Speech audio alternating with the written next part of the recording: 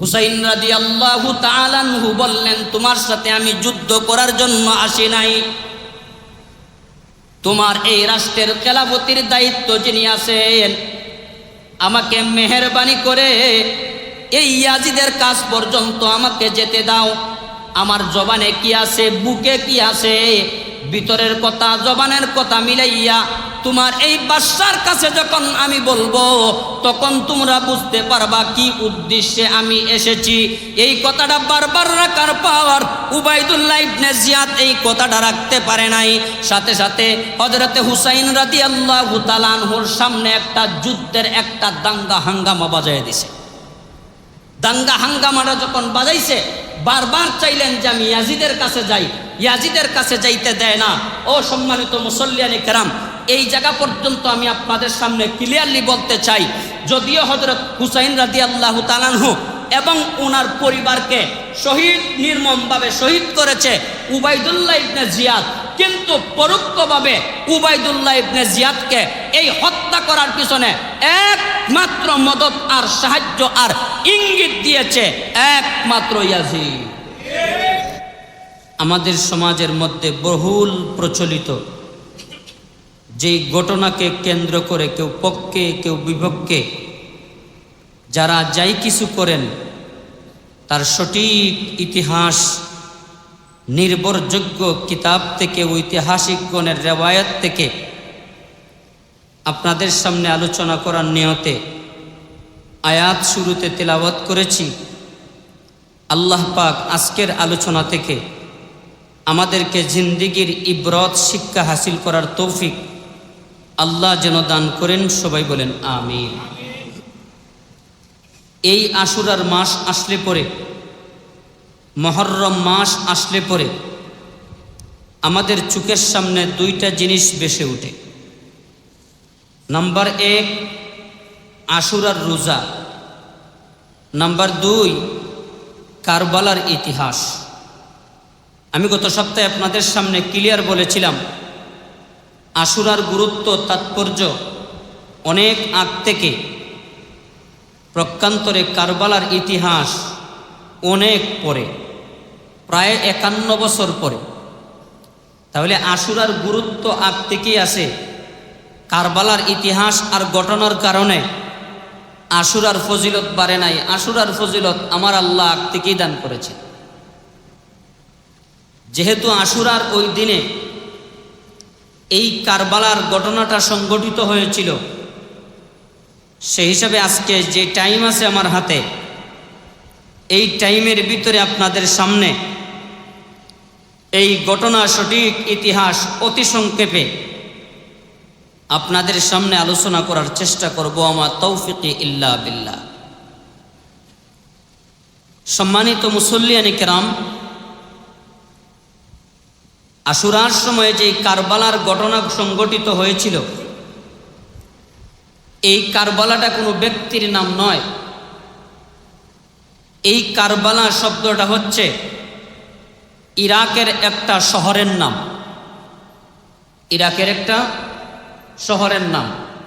তো কারবালা কোনো রাজধানীও না, বরঞ্চ ইরাকের একটা শহরের নাম কারবালা। এই ইরাকের কারবালা নামক শহরে হুসাইন রাদিয়াল্লাহু তাআলা আনহু এবং ওনার পরিবারের সদস্যদেরকে নিয়ে শাহাদাত বরণ করেছিলেন, যার কারণে এই কারবালার জায়গার নামটা মুসলমানদের ইতিহাসে, মুসলমানদের সামনে অতি সুপ্রসিদ্ধ হয়ে গেছে। অনেক সময় ব্যক্তির দ্বারা জায়গার দাম বাড়ে, অনেক সময় জায়গার দ্বারা ব্যক্তির দাম বাড়ে। সম্মানিত মুসল্লিয়ানে কেরাম, আল্লাহ বলেন, ওয়ামা আরসালনাকা, ওগো নবী, আমি আপনাকে এই জমিনের জন্য, এই জমিনের মধ্যে এমনভাবে পাঠিয়েছি রাহমাতাল লিল আলামিন, এই জমিনের মধ্যে যা আছে সব কিছুর জন্য আপনি নবীকে একমাত্র রহমত আর শান্তির জন্য আমি নবী প্রেরণ করেছি। সম্মানিত মুসল্লিয়ানে কেরাম, আলম শব্দটা আরবি, তার বহু বচন হচ্ছে আলামিন। আল্লাহ কোনো জায়গায়, নবী কোনো জায়গায় এই কথা বলেন নাই যে আমি মুসলমানদের নবী। আল্লাহ বলেন নাই অগনবী একমাত্র ইমানদারদের নবী। আল্লাহ বলেন নাই অগনবী আপনি একমাত্র মুসলমানদের নবী।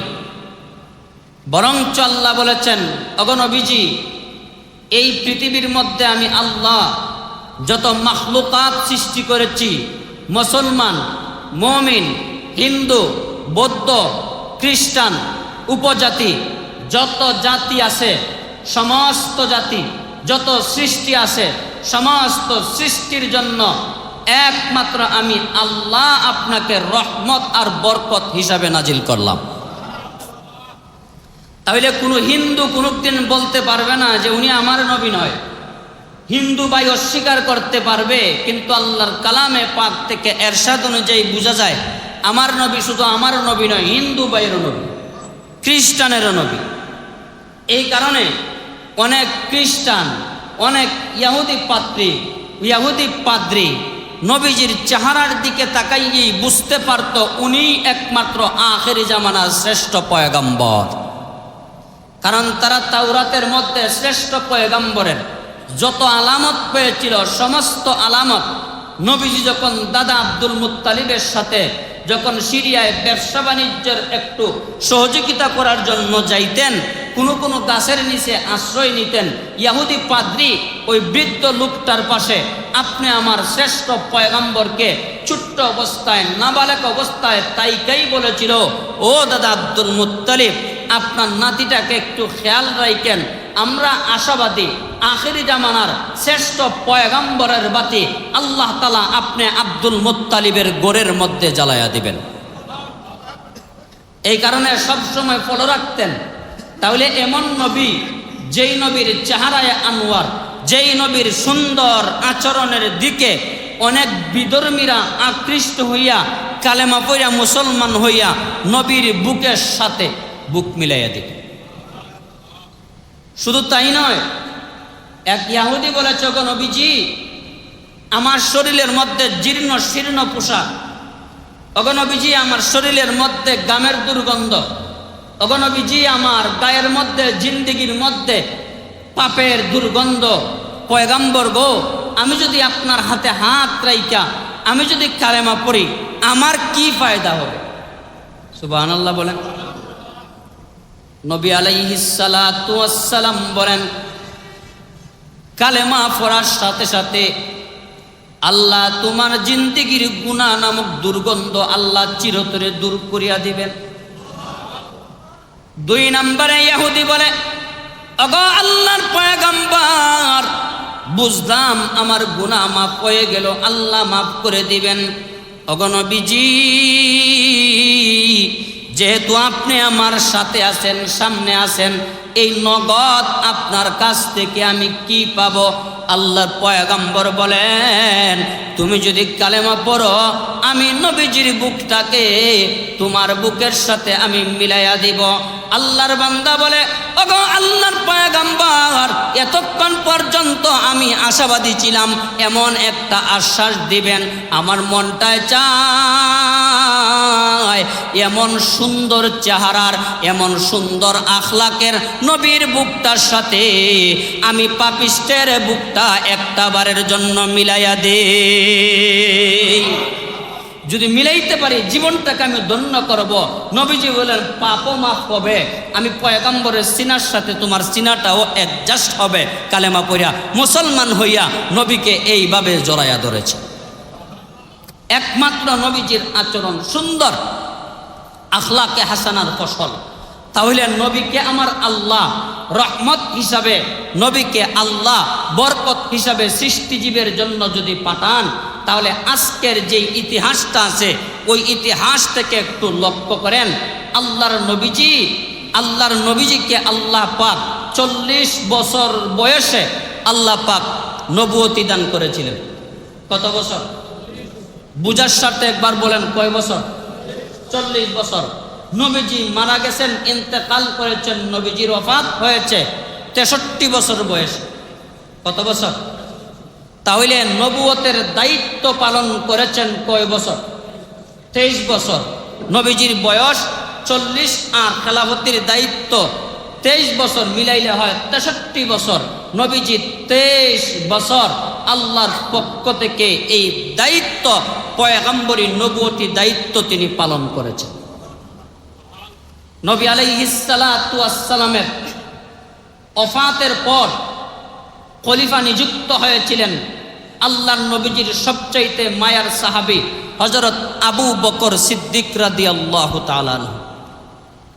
খেয়াল করে কথাটা বুঝবেন, নবীজি সবচাইতে মায়া করতেন আবু বকর সিদ্দিক রাদিয়াল্লাহু তাআলা আনহুকে। আবার নবীজির শ্বশুর আব্বা হলেন আবু বকর সিদ্দিক রাদিয়াল্লাহু তাআলা আনহু। আবার নবীজির হিজরতের সাথী হলেন আবু বকর সিদ্দিক রাদিয়াল্লাহু তাআলা আনহু। এরপরেও নবীজি ওফাতের আগে কোনদিন খেলাফতের দায়িত্ব দেওয়ার জন্য কাউকে আবু বকর সিদ্দিক রাদিয়াল্লাহু তাআলা আনহুর নামটা বলে যান নাই। স্বজনপ্রীতি কাকে বলে? আজকে তো ডাক্তারের ছেলে পর্যন্ত ডাক্তার হয়, ইতিহাস বাংলাদেশেই তো আছে। মন্ত্রীর ছেলে মন্ত্রী হয়। গরিব যারা অটাল সম্পত্তি ব্যয় করে বাচ্চাদেরকে লেখাপড়া করায়, তারা চাকরি পায় না। ঠিক না বেটি? তাহলে এটা স্বজনপ্রীতি। নবীর কাছে এই স্বজনপ্রীতি ছিল না, কিন্তু নবীজির হায়াতে, জীবদ্দশায় নবীজি কিছু প্রাধান্য অন্যান্য সাহাবী থেকে হযরত আবু বকর রাদিয়াল্লাহু তাআলা আনহুকে দিয়েছিলেন, যার কারণে নবীজির ওফাতের পর নবীজির লাশটাকে সামনে রাইখা সাহাবায়ে কেরাম স্মৃতিচারণ করতে যাইয়া বললেন, কে এই খেলাফতের উপযুক্ত? অনেক সাহাবায়ে কেরাম সমস্বরে বলেছিলেন, নবীজির জিন্দেগীর হায়াতে যেই প্রিয় সাহাবীকে সবসময় প্রাধান্য দিয়েছেন উনার নাম আবু বকর, সুতরাং আমার নবীর পরে এই খেলাফতের মসনদের দায়িত্ব একমাত্র প্রিয় সাহাবী হযরত আবু বকরকেই দেওয়া যায়। সুবহানাল্লাহ বলেন। সমস্বরে এক বাক্যে সবাই একমত হয়েছেন, খেলাফতির চেয়ারের মধ্যে বসাইছেন। 2 বছর 3 মাস এই দায়িত্ব পালন করার পর আবু বকর সিদ্দিক রাদিয়াল্লাহু তাআলা আনহু যখন ওফাত বরণ করলেন, তখন দ্বিতীয় নম্বরে এই খেলাফতের চেয়ারের মধ্যে বসলেন হযরতে উমরে ফারুক রাদিয়াল্লাহু তাআলা আনহু। 10 বছর 6 মাস অর্থাৎ 10.5 বছর উমরে ফারুক রাদিয়াল্লাহু তাআলা আনহু এই খেলাফতের দায়িত্ব পরিচালনা করেছেন। উমরে ফারুক রাদিয়াল্লাহু তাআলা আনহু ওফাতের আগ মুহূর্তে 6 জন বিশিষ্ট একটা শুরা কমিটি গঠন করে দিয়েছেন যে আমার ওফাতের পরে এই দায়িত্ব চেয়ারের উপযুক্ত কে।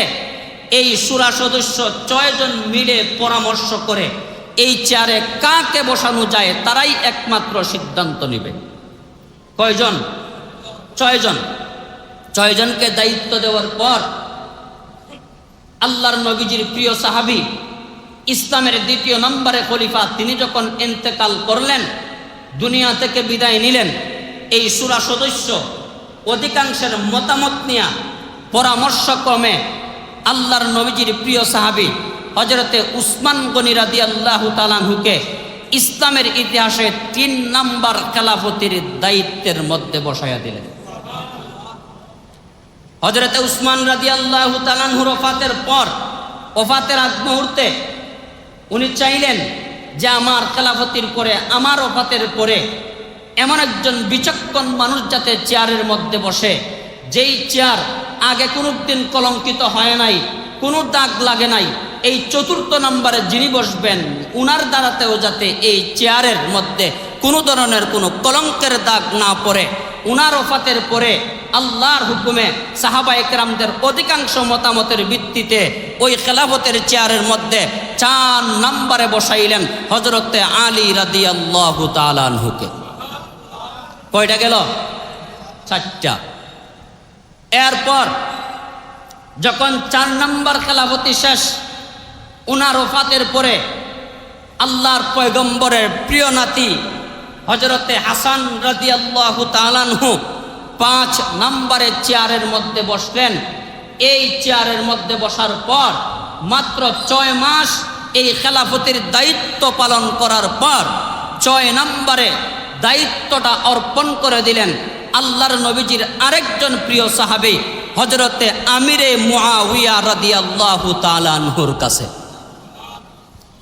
10 বছরের চাইতেও বেশি এই চেয়ারের মধ্যে বৈশা খেলাফতির দায়িত্ব তিনি যখন পালন করলেন, পালন করার পর তিনি এক পর্যায়ে চাইলেন যে এই চেয়ার যখন চিরজিন্দিগির জন্য আমার নয়, উনাদেরও ছিল না, তো এই চেয়ারটা আমারও নয় চিরদিনের জন্য, সুতরাং আমার পরে কাকে এই চেয়ারের মধ্যে বসানো যায় আমি একটু ফিকির করি। আমিরে মুআবিয়া রাদিয়াল্লাহু তাআলা আনহু অনেক চিন্তা ফিকির করার পর উনার সন্তান ইয়াজিদকে তিনি নির্বাচিত করলেন যে 6 নম্বরে 7 নম্বরে এই চেয়ারের মধ্যে তাকে বসানো যায় কিনা। সম্মানিত মুসল্লিয়ানে কেরাম, কথাগুলো একদম সেন্সিটিভ, খুব খেয়াল করে বুঝবেন। মুআবিয়া রাদিয়াল্লাহু তাআলা আনহু ইয়াজিদকে কেন এই চেয়ারের মধ্যে বসাইলেন, কেন এমন মহান বড় দায়িত্ব দিলেন, ঐতিহাসিকগণ ইতিহাসের কিতাবের মধ্যে লিখেছেন অন্যান্য যোগ্য সাহাবায়ে কেরামদের মধ্যে যদিও তাকওয়া, খুদাভীতি, পরহেজগারি, বিচক্ষণতা যাই কিছু যদিও ইয়াজিদের চাইতে বেশি ছিল, কিন্তু রাষ্ট্র পরিচালনা করার ক্ষেত্রে ইয়াজিদের মাথার মধ্যে এই বুদ্ধি আর হিকমতটা তাদের তুলনায় একটু বেশি ছিল। আল্লাহ সবাইকে সমান যোগ্যতা দেন নাই। কেউ আছে দেখবেন লেখাপড়া নাই কিন্তু পঞ্চায়েতের বড় বড় বিচার পর্যন্ত সে সামাল দিতে পারে। অনেক আছে পড়ালেখা অনেক বেশি আছে, সমাজের মধ্যে যাইয়া কথা বলতে পারে না। তার কারণ সব যোগ্যতা আল্লাহ সবাইকে দেন নাই। নাম্বার 2, ইয়াজিদের ব্যাপারে যতগুলা আলোচনা সমালোচনা যা কিছু হয়েছিল, খেলাফতি যখন মুআবিয়া রাদিয়াল্লাহু তাআলা আনহু দেন তখন উনার বিরুদ্ধে কোনো ধরনের কোনো কুৎসা, কোনো ধরনের কোনো বদনাম সাহাবায়ে কেরামের কানের মধ্যে তেমন আসে নাই। এই 2 কারণটা যে আমি আপনাদের সামনে বললাম, বলেন তো দেখি এবার কি একজন সাহাবীর উপরে দোষ দেওয়া যায় তিনি অন্যায় করেছেন? দোষ দেওয়া যায়? আমাকে আপনি মিম্বরের মধ্যে আপনার আস্থা আমার উপরে যদ্দূর আছে এতটুকু আস্থা অনুযায়ী মিম্বরের মধ্যে বসাইছেন, এই মিম্বরটা যদি কলঙ্কিত করি তার দায়ী আমি, আপনি তার দায়ী না। কারণ আপনি আমার বাহ্যিক দেখতেছেন, ভিতর আপনি দেখেন নাই, সুতরাং আপনাকে আল্লাহ পাকড়াও করবেন না। ঠিক তেমনি ভাবে আমিরে মুআবিয়া রাদিয়াল্লাহু তাআলা আনহু এই বিচক্ষণতা দেখে রাষ্ট্র পরিচালনা করার ক্ষমতা দেইকা যখন ইয়াজিদের হাতে ক্ষমতা দিলেন, এই চেয়ারের মধ্যে বসাইলেন, তখন উনাকে এমন একজন মহান সাহাবীর ব্যাপারে কোনোভাবেই কোনো কুৎসা রটনা করা, দোষারোপ করা কোনোভাবেই কোনো মুসলমানদের জন্য সমীচীন হতে পারে না। গেল আমার 1 নম্বর সাইড। এবার আসেন, ইয়াজিদ যখন চেয়ারের মধ্যে বসলো, বসার সাথে সাথেই উনার ভিতরের অনেক আচার আচরণ, অনেক ইতিহাস সাহাবায়ে কেরামদের সামনে ভেসে উঠল। অনেক মন্ত্রী দেখবেন নির্বাচনের আগে বড় ভালোই থাকে, নির্বাচনের চেয়ারের মধ্যে বসলে পরে তার অনেক দুষ্ত্রুটি ভাইরাল হয়ে যায়। হয় কি হয় না? হয়, স্বাভাবিক।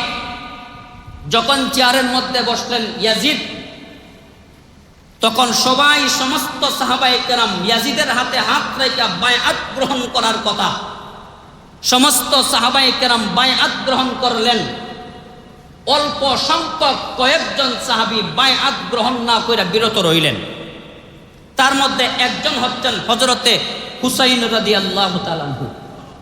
উনার সঙ্গে আছেন আব্দুর রহমান ইবনে আবু বকর রাদিয়াল্লাহু তাআলা আনহু। উনার সঙ্গে আছেন আব্দুল্লাহ ইবনে উমর রাদিয়াল্লাহু তাআলা আনহু।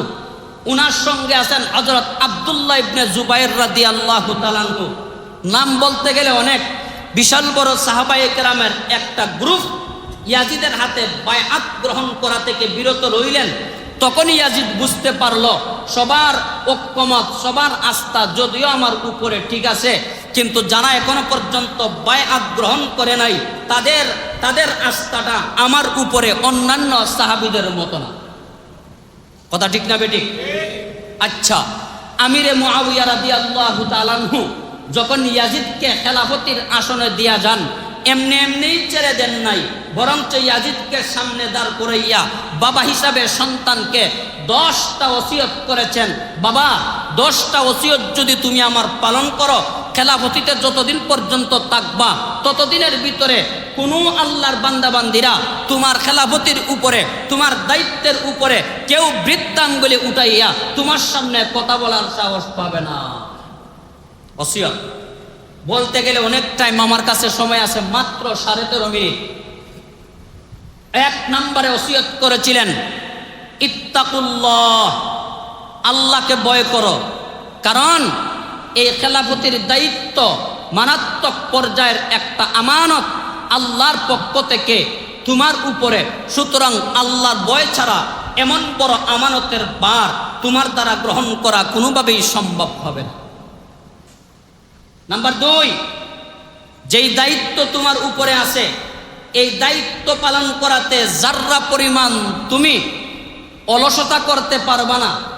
নাম্বার 3, নেতৃস্থানীয় কোনো নেতৃবৃন্দ, প্রভাবশালী কোনো মানুষ যদি তোমার সামনে পড়ে তাদের যথাযথ সম্মান করবা, তাদের যথাযথ সম্মান কইরা সবসময় তাদেরকে তোমার সামনে, তোমার কাছে তুমি আগলে রাখার চেষ্টা করো। নাম্বার 4, তোমার বিরুদ্ধে কেউ যদি কুৎসা রটনা করে তাদেরকে তুমি এড়িয়ে চলবা, তোমার ব্যবহারের মাধ্যমে তাদেরকে তুমি তোমার কাছের মধ্যে নিয়ে আসবা। আচ্ছা, এই 4 নম্বর পর্যন্ত ওসিয়ত আমি রই। এই 4 নম্বর ওসিয়তটা বাবার পালন না করার কারণেই ইয়াজিদের উপরে এত বড় একটা বিপত্তি চলে আসছে। বলেন তো দেখি 4 নম্বর ওসিয়ত কি? তোমার বিরুদ্ধে যদি কেউ কুৎসা রটনা করে অপেক্ষা করবা, অনেকে অনেক কিছু বলবে, পিছনের দিকে তাকাইলে এই বাংলাদেশকে বিশ্বের মানচিত্রে এগিয়ে নেওয়া যাওয়া সম্ভব হবে না। যে যাই বলুক আমার দেশকে আমি সামনে নিয়ে যাব, ওই অদূরে তোমার নজর থাকতে হবে। ইয়াজিদ যখন দেখলে কিছু সংখ্যক সাহাবী বায়আত গ্রহণ করেন নাই, সাথে সাথে ইয়াজিদ ক্ষিপ্ত হয়ে গেল। আচ্ছা বলেন তো দেখি, ধরে নিলাম সাহাবায়ে কেরাম উনার বিরুদ্ধে, বাবা বলেছিলেন তোমার বিরুদ্ধে কেউ গেলেও তুমি তার বিরুদ্ধে যাইবা না, হিকমতের মাধ্যমে তুমি তার কাছে নিয়ে আসবা। এখন যে সাহাবায়ে কেরামদের উপরে এই বায়আত না হওয়ার কারণে ক্ষিপ্ত হয়ে গেল ইয়াজিদ, বলেন তো দেখি বাবার আদেশ রক্ষা করেছে? কথা বুঝেন নাই? বাবার ওসিয়ত রক্ষা করেছে? কয় নম্বর ওসিয়ত অপেক্ষা করেছে? 4 নম্বর। 4 নম্বর ওসিয়ত অপেক্ষা করেছে, যার কারণে আল্লাহর পক্ষ থেকে এমন একটা আযাব আর গজব নামক এই একটা কুৎসা রটনা করা সাহাবায়ে কেরামদের পক্ষ থেকে আরেকটু প্রবল বেগে বেড়ে গেছে। এই জায়গা থেকে যখন সাহাবায়ে কেরাম বায়আত গ্রহণ করলেন না, বারবার চাপ সৃষ্টি করেছে বায়আত গ্রহণ করা লাগবে। আর যতজন সাহাবায়ে কেরামদের উপরে তার চাপ ছিল, তার মধ্যে সবচাইতে বেশি চাপটা ছিল হযরত হুসাইন রাদিয়াল্লাহু তাআলা আনহুর উপরে। কেননা তিনি তো নবীজির নাতি। ওর আইডিয়া ছিল যে উনার নেতৃত্বে সাহাবায়ে কেরাম ওসিয়ত, সাহাবায়ে কেরাম আমার কাছে বায়আত গ্রহণ করেন নাই। হযরত হুসাইন রাদিয়াল্লাহু তাআলা আনহু যখন দেখলেন অবস্থাটা বেশি ভালো না, তখন মদিনা থেকে মক্কায় যাওয়ার জন্য তদানীন্তন সময়ের মক্কার গভর্নরের কাছে একটা চিঠি প্রেরণ করলেন। মক্কার গভর্নর চিঠিটা গ্রহণ করে আসার আমন্ত্রণ যখন জানাইল, তিনি যখন মদিনা থেকে বিদায় নিয়ে মক্কাতে যান, এই খবরটা ইয়াজিদ পাওয়ার সাথে সাথেই এই মক্কার গভর্নরকে তার গভর্নরি দায়িত্ব থেকে বরখাস্ত করে দিয়েছে। কেন? তাকে আশ্রয় দিলাম। যেভাবেই হোক আরেক গভর্নর নিযুক্ত করেছে ইয়াজিদ।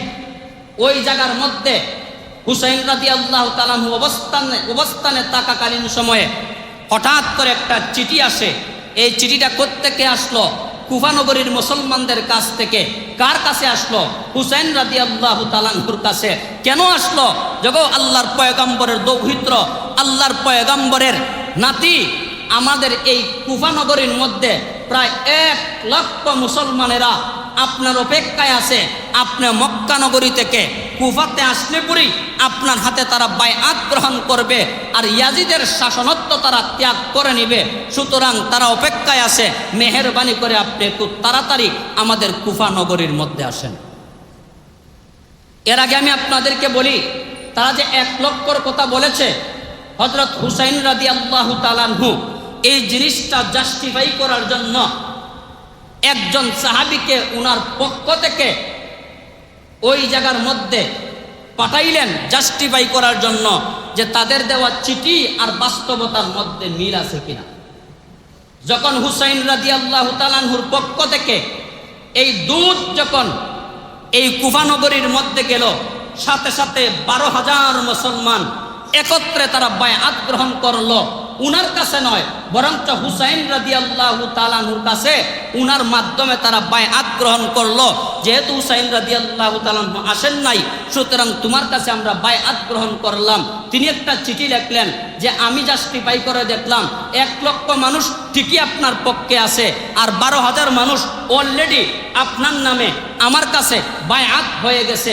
হুসাইন রাদিয়াল্লাহু তাআলা আনহু যখন এই কথাটা, এই পত্রটা পাইলেন, পাওয়ার সাথে সাথেই তিনি মনস্থ করলেন যে আর লেট করার দরকার নাই, এই মুহূর্তে আমার কুফা নগরীতে একটু যাওয়ার দরকার। কথা বুঝতেছেন? কুফা নগরীতে যখন রওনা করেছেন, ইতিমধ্যেই তাদের আসল চেহারা বেশে উঠেছে। 1 লক্ষর কথা যারা বলেছিল, 12,000 যারা বায়আত গ্রহণ করেছিল, সবটি মুসলমান, নামে মাত্র মুসলমান, কাজে 100% মুনাফিক। তারা একমাত্র প্রতারণা করেছিল। প্রতারণা করিয়া হুসাইন রাদিয়াল্লাহু তাআলা আনহুকে নেওয়ার জন্য একটা পায়তারা করেছিল। তারা যখন এই হুসাইন রাদিয়াল্লাহু তাআলা আনহুর দূতকে তারা যখন আটক করে নিল হত্যা করার জন্য, তখন তিনি আরেকটা চিঠি যে লিখবেন, এই লেখার টাইমটা তিনি আর পান নাই।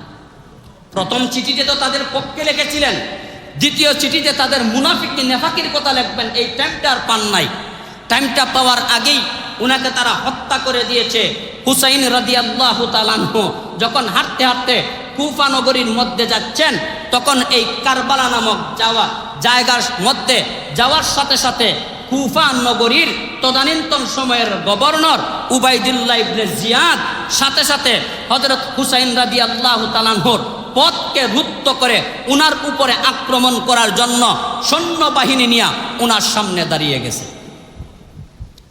হুসাইন রাদিয়াল্লাহু তাআলা আনহু বললেন, তোমার সাথে আমি যুদ্ধ করার জন্য আসি নাই, তোমার এই রাষ্ট্রের খেলাফতির দায়িত্ব যিনি আছেন, আমাকে মেহেরবানি করে এই ইয়াজিদের কাজ পর্যন্ত আমাকে যেতে দাও। আমার জবানে কি আছে, বুকে কি আছে, ভিতরের কথা জবানের কথা মিলাইয়া তোমার এই বাদশার কাছে যখন আমি বলবো, তখন তোমরা বুঝতে পারবা কি উদ্দেশ্যে আমি এসেছি। এই কথাটা বারবার রাখার পর উবাইদুল্লাহ ইবনে জিয়াদ এই কথাটা রাখতে পারে নাই। সাথে সাথে হযরতে হুসাইন রাদিয়াল্লাহু তাআলা আনহুর সামনে একটা যুদ্ধের একটা দাঙ্গা হাঙ্গামা বাজায় দিছে। দাঙ্গা হাঙ্গামাটা যখন বাজাইছে, বারবার চাইলেন যে আমি ইয়াজিদের কাছে যাই, ইয়াজিদের কাছে যাইতে দেয় না। ও সম্মানিত মুসল্লিয়ানে কেরাম, এই জায়গা পর্যন্ত আমি আপনাদের সামনে ক্লিয়ারলি বলতে চাই, যদিও হযরত হুসাইন রাদিয়াল্লাহু তাআলা আনহু এবং ওনার পরিবারকে নির্মমভাবে শহীদ করেছে উবাইদুল্লাহ ইবনে জিয়াদ, কিন্তু পরোক্ষভাবে উবাইদুল্লাহ ইবনে জিয়াদকে এই হত্যা করার পিছনে একমাত্র মদত আর সাহায্য আর ইঙ্গিত দিয়েছে একমাত্র ইয়াজিদ। অনেকে না বুঝা বলে ইয়াজিদ তো হত্যা করে নাই। আরে ভাই, সরকারে কি কাউকে হত্যা করে বন্দুক চালায়? তার মাধ্যম আসেনি না নাই? নৌবাহিনী আসেনি, সেনাবাহিনী আসেনি, হর জাকাত হর বাহিনী আছে। সরকার কোনো অ্যাকশন নিতে গেলে তার বাহিনী যেমন ব্যবহার করে, ঠিক তেমনি ভাবে ইয়াজিদ হুসাইন রাদিয়াল্লাহু তাআলা আনহুকে হত্যা করার ক্ষেত্রে তার গভর্নর নামক বাহিনীটা প্রেরণ করেছে, ব্যবহার করেছে। হুসাইন রাদিয়াল্লাহু তাআলা আনহুকে নির্মমভাবে ওই ইরাকের কারবালা নামক শহরের মধ্যে নির্মমভাবে শহীদ করে দিয়েছে। এই হলো কথা। এখন 2 নম্বর কথা হলো আমার, ওই জায়গার মধ্যে আমিরে মুআবিয়া রাদিয়াল্লাহু তাআলা আনহু যেইভাবে তিনি ওসিয়ত করেছিলেন, তার 5 নম্বর ওসিয়ত হলো, বাবা তোমাকে যেই দায়িত্ব আমি এই মুহূর্তে অর্পণ করে গেলাম, তোমার ইতিপূর্বে যারা যেইভাবে দায়িত্ব পালন করেছিলেন, তুমি তাদের পদাঙ্ক অনুসরণ করবা। অনুসরণ কইরা যদি তুমি দায়িত্ব পালন করো, তাহলে আমি বাবা হিসাবে যেই 10টা ওসিয়ত করেছি, এই 10টা ওসিয়ত আগেকার সমস্ত খুলাফায়ে রাশিদিনদের মধ্যে এই 10টা আমল ছিল, এগুলা দেইকা তোমার মধ্যে এমনিতেই এই খেলাফতির দায়িত্বটা আসান হয়ে যাবে। কি কি পদাঙ্ক অনুসরণ করার কথা? একজন সাহাবী দুনিয়া থেকে যান, আরেকজন সাহাবীকে বলেন ফলো কইরো, আরেকজন সাহাবী দুনিয়া থেকে যান, ফলো কইরো। এরকম করতে করতে হযরত আবু বকর সিদ্দিক রাদিয়াল্লাহু তাআলা আনহুর পরে দ্বিতীয় নম্বরে খলিফা আসাদুহুম ফি আমরিল্লাহি ওমর, যেই ব্যক্তির রাগ উঠলে পরে শরীরের পশম কাপড়ের ফাঁক দিয়া বের হয়ে যাইত, যেই আসাদুহুম ফি আমরিল্লাহি ওমর, এক রাস্তায় দিয়া গেলে শয়তান পর্যন্ত এই রাস্তার নাম ধরতো না, এমন ব্যক্তি যখন খেলাফতির চেয়ারের মধ্যে বসছেন, সাথে সাথে আল্লাহর পক্ষ থেকে তিনি ঠান্ডা হয়ে গেছেন। জুড়ে বলেন না সুবহানাল্লাহ। হযরতে উমরে ফারুক রাদিয়াল্লাহু তাআলা আনহু সকালবেলা বের হতেন, একটা টাইম বের করতেন। এই টাইমের মধ্যে তিনি কোনো অফিসের মধ্যে যাইতেন না, মানুষের কোনো খোঁজ খবর নিতেন না, রাস্তাঘাটের কোনো খোঁজ খবর নিতেন না। আল্লাহর নবীজির প্রিয় সাহাবী হযরতে উমরে ফারুক রাদিয়াল্লাহু তাআলা আনহু রাস্তার মধ্যে মানুষকে খালি জিজ্ঞাসা করতেন, তোমাদের জানা মতে ইসলামের প্রথম নাম্বার খলিফা হযরতে আবু বকর সিদ্দিক রাদিয়াল্লাহু তাআলা আনহু কি কি করতেন? যার যদ্দূর জানা আছে আমাকে বলো। এইরকম ভাবে বলাইতে বলাইতে শুনতে শুনতে এক পর্যায়ে এক শহরের এক গল্লি দিয়া একজন মানুষ আল্লাহর বান্দার সামনে দাঁড়ায়া গেছে। দাঁড়ানোর পরে বলে, খলিফাতুল মুসলিমিন, আপনার আগে যিনি এই খেলাফতির চেয়ারের মধ্যে বসা ছিলেন তিনি হলেন আরহামু উম্মতি বি উম্মতি আবু বকর। ওই আবু বকর সিদ্দিক রাদিয়াল্লাহু তাআলা আনহু ওই মদিনার ওই শহরের গল্লি দিয়া সকালবেলা একবার যাইতেন, আবার বিকালবেলা একবার যাইতেন, মধ্যখানে দুপুরে এক বেলায় যাইতেন। হযরতে উমর জিজ্ঞাসা করলেন, কোন কারণে যাইতেন তোমার জানা আসেনি? আল্লাহর বান্দা আগন্তক লোকটা বলে, আমার জানা নাই, শুধু আমি দেখতাম ওই শহরের গল্লি দিয়া তিনি আসা যাওয়া করতেন।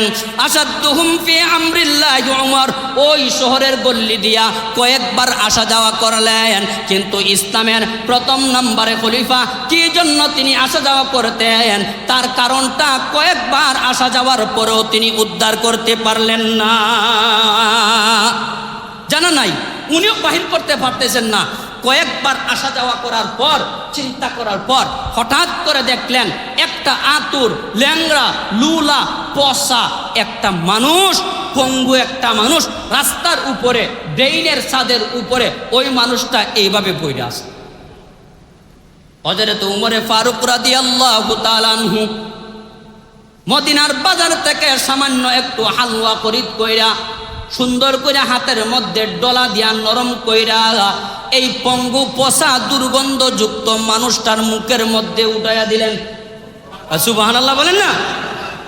ও মুসলমান ভাইয়েরা আমার, যেই মুহূর্তে ডান হাত দ্বারা এই খাবারটা উঠাইয়া দিয়েছেন, সাথে সাথে এই পঙ্গু মানুষটা বিকট আওয়াজে এমন একটা বেটকি দিয়েছে, এমন একটা হাঁক দিয়েছে, আসাদুহুম ফি আমরিল্লাহি উমর রাদিয়াল্লাহু তাআলা আনহু পর্যন্ত কাইফা উঠছেন। কি করলাম অন্যায়, বেয়াদব, সরকার থেকে আশ্চর্য হইয়া গেছেন। কে এমন কাম করলো? কি কাম আমি করলাম তার সাথে? ও মুসলমান ভাইয়েরা আমার, যেহেতু আল্লাহর পয়গম্বরের সরাসরি প্রিয় সাহাবী এই জায়গা থেকে না গিয়া একটু আওয়াজটাকে নিচু কইরা নরমি সুরে জিজ্ঞাসা করলেন, ভাই আমি তো এই শহরের সাধারণ কোনো মানুষ নয়, আমি হলাম আল্লাহর পয়গম্বরের 2 নম্বরে, ইসলামের 2 নম্বরে খলিফা, আমি হলাম হযরতে উমর। যেই মুহূর্তে পরিচয়টা জানতে পারলো, পঙ্গু লোকটা 2টা চোখে দেখে না, কানেও বালা করে শুনতে পারে না, এমন লোকটা হঠাৎ করে বলে উঠেছে, তাহলে এতদিন পর্যন্ত যিনি খেলাফতির চেয়ারের মধ্যে ছিলেন উনি আজকে কয়েকদিন পর্যন্ত কোথায় চলে গেলেন? আরে উনি কই, উনি কই? উনি তো দুনিয়া থেকে বিদায় নিয়ে গেছে। আল্লাহু আকবার। আল্লাহ। এই পঙ্গু লোকটা বলে, তাহলে এখন দায়িত্বে? কয় এখন দায়িত্বে আমি। কয় অসুবিধা নাই। আসাদুহুম ফি আমরিল্লাহি উমর, ওই মুহূর্তে পঙ্গু লোকটাকে বললেন, তুমি আমাকে দমক দিয়া এত বড় আওয়াজ করে দিলা কেন? আমি বুঝলাম না। আল্লাহর বান্দা বলে, খলিফাতুল মুসলিমিন, দিন এতদিন পর্যন্ত যিনি দিনে 3টা বার আমার মুখের মধ্যে হালুয়া উঠাইয়া দিতেন, তোমার মতন তিনি হালুয়াটা উঠাইয়া দিতেন না। একটা বার তিনি দোকান থেকে এই হালুয়া পর্যন্ত খরিদ করে আনেন নাই, উনার নিজের ঘর থেকে নিজের হাত দ্বারা সুন্দর করে পাকাইয়া নিজের হাত দ্বারা ডইলা ডইলা একবার মুখের মধ্যে দিয়া আমি পঙ্গু মানুষটার মুখের মধ্যে দিতেন, আর ওনার একমাত্র জিহ্বাটা দিয়া একটা ধাক্কা দিয়া আমার হলকমের ভিতরে খাবারগুলা 3 বার উঠাইয়া দিতেন। জোরে বলেন আল্লাহু আকবার। এমন রাষ্ট্রপ্রধান যদি আমাদের দেশের মধ্যে থাকতো তাহলে একটা হত্যাযোগ্য অপরাধ আমাদের রাষ্ট্রের মধ্যে হতো না। আজকে ন্যায়পরায়ণ বাদশাহ শাসকের নাম দিয়া যখন এই দেশের মধ্যে শোষণের পরিবর্তে দুর্নীতি চলে, দেশের মধ্যে আল্লাহর পক্ষ থেকে গজব নেমে আসে।